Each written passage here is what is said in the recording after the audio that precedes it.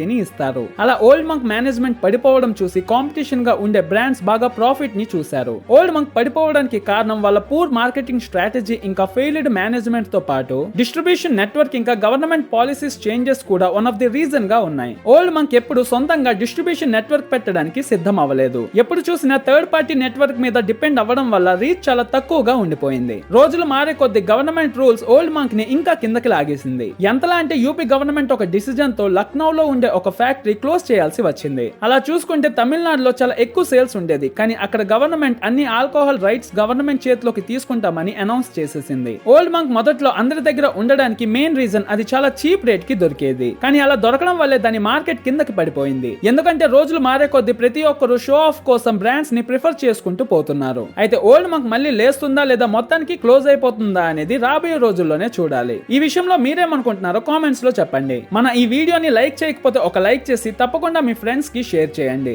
నా ఎక్స్ప్లెనేషన్ గానీ మీకు నచ్చినట్టయితే ఛానల్ ని సబ్స్క్రైబ్ చేసుకొని బెల్ ఐకాన్ ని యాక్టివేట్ చేసుకోండి. Thank you.